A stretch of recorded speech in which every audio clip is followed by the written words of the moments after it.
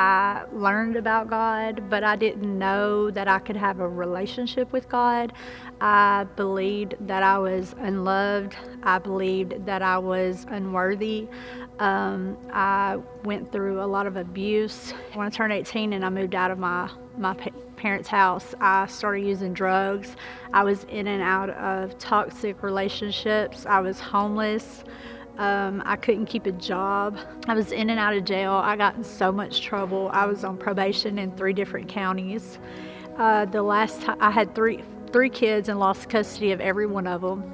And the last time that I went to jail, I told God that I would do anything He wanted me to do. I just couldn't live like this anymore. And 2 weeks later, I found out I was pregnant with my 4th child. When I got out of jail, I went to rehab, and that didn't work out. So when I left rehab, I gave birth to my little boy, and I was in a hospital room by myself, no family, no one that I knew, nowhere to go when I left the hospital. And that's when God told me to go to the Dream Center.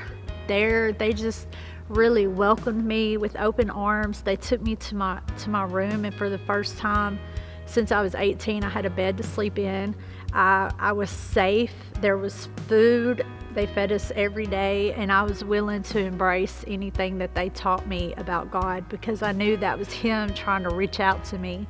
That was Him. Like, I had thought that He had abandoned me, but when I came to the Dream Center and I saw the way that everyone there loved me, I realized that God had never left me, that He was pursuing me. He had been working to get me to the point to where I would turn to Him. He really transformed my life. When I came to the Dream Center, I fought with everybody.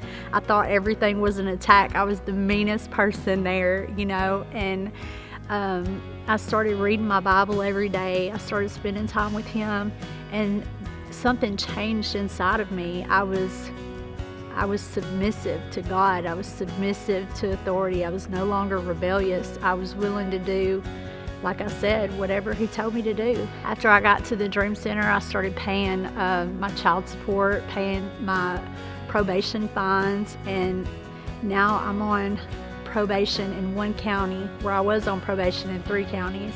Now I'm a 3-time convicted felon working in a law office.